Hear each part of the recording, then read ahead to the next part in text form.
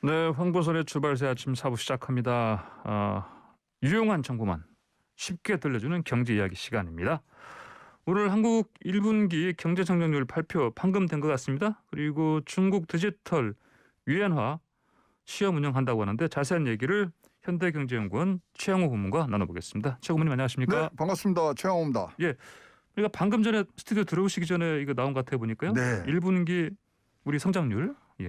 저 있잖아요. 예. 이렇게 경제 성장률 숫자 보고 울컥한 적이 없는데요. 예. 1.6% 보니까 굉장히 울컥하더라고요. 그렇습니까? 예. 이게 원래는 저희가 한 1.3 하면은 코로나19 이전으로 돌아간다 그랬는데 예. 뭐 일각에서는 1.4에서 1.5 깜짝 성장한다는데 그거를 뛰어넘는 1.6을 하는 거를 봐서 예. 우리 국민들이 얼마나 고생하셨는가 울컥하더라니까요. 이게. 예. 근데 이게 지금 전문가들 이제 우리 사회에는 한 1%대 얘기를 했거든요. 1% 초반에. 예, 그렇습니까? 이렇게 되는 것은 이제 이유가 민간 소비가 많이 올라왔습니다. 예. 그리고 이제 정부에서도 추경을 통해서 지금 정부 소비도 한 1.7% 올라오고요.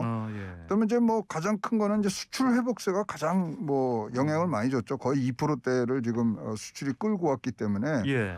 이렇게 해서 1분기 이렇게 기반을 다져놓으면 뭐 아침에 제가 기분 좋아서 좀 숫자를 과다하게 부를지 모르지만 우리나라 올해 4% 가능할 것 같은데요. 4%요? 네네. 오, 잘하면 3%대 얘기하는 건 들었습니다만. 네, 이러면 4% 갈 수 있습니다. 특히 그렇습니까? 이제 예, 우리가 3, 4분기에 회복세 계속 이어가면서 예. 하는데 결국은 이제 우리가 얼만큼 이 백신을 놓고 방역에 이제 좀 더 우리가 집중을 하느냐인데요.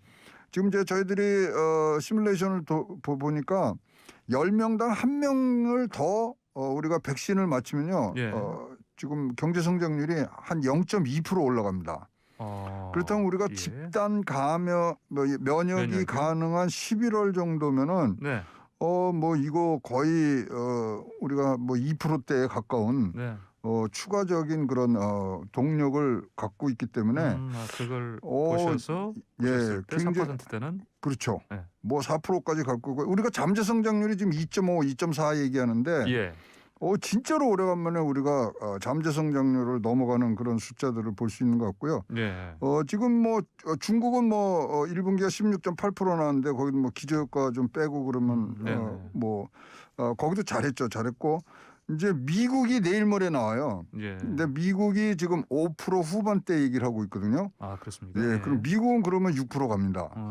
그러면 이제 전체적으로 이제 세계 경제가 이제 회복되는 분위기를 갖고 갈 수 있고요. 예.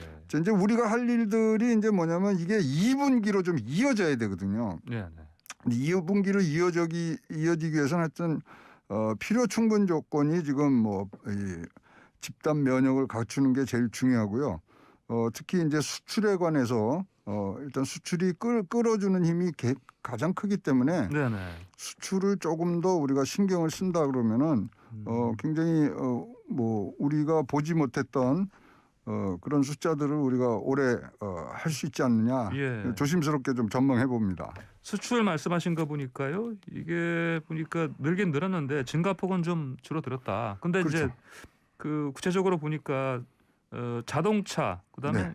이동전화기 이쪽으로 좀 많이 늘었네요 보니까요. 그렇죠. 뭐 반도체도 그렇고 예, 지금 예. 우리 소위 말하면 중무장대 우리나라의 아주 전통적인 산업인 거기서 많이 해줬고요. 예. 사실 이제 수출도 한 1.9% 이상 늘었는데 사실 수입도 좀 늘었어요. 그래서 예. 이제 뭐 순수출이라 그러는 건 수출 빼기 수입 그거는 좀 줄어들었는데 예. 수입을 많이 한다는 것 자체도 예. 우리가 원자재 이런 것들을 다 갖고 와서 네네, 이제 그렇죠. 제조업이 제대로 돌아간다는 모습을 보일 수가 있어서 예. 굉장히 이제 뭐 드디어 이제 시동을 걸었다 이렇게 좀 평가를 할 수 있고요. 그렇다면 이제 앞으로 우리 이제 재정의 이제 뭐 효과들을 좀 본 것 같거든요. 재정이 얼만큼 더 지금 4차 재난지원금 등이 이제 나가면서 얼만큼 이제 동력을 주느냐 예. 이런 것들이 제일 중요하고요. 이제 뭐 이러면 또 마지막 질문이 항상 그겁니다.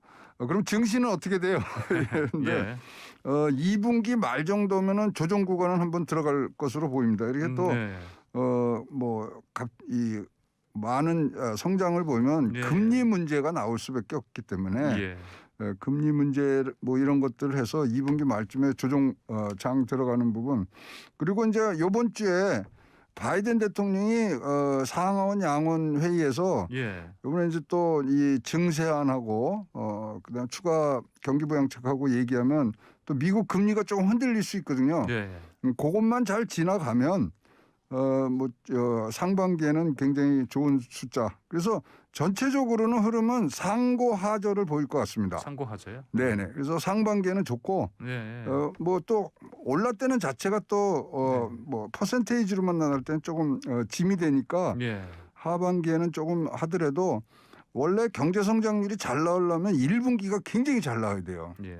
그 토대를 만들어주는 분들이 있어서 그래서 일단 좋은 숫자 아주 기분 좋은 숫자가 나왔습니다. 예. 전체적으로 뭐 아까 잠깐 말씀하셨습니다만 코로나19 이전 상황으로 회복된다.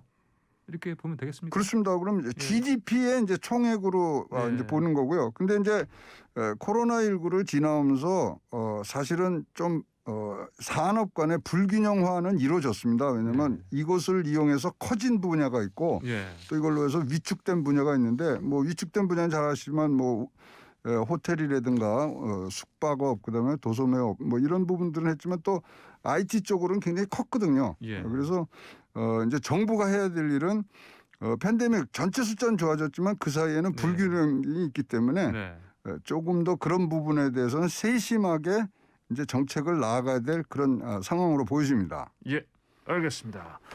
자, 다음으로 아까 그 서두에서 말씀드린 중국 디지털 위안화요. 네네. 이거 지금 이번 달부터 지금 뭐 시험 가동 중이다 알기 들었습니다.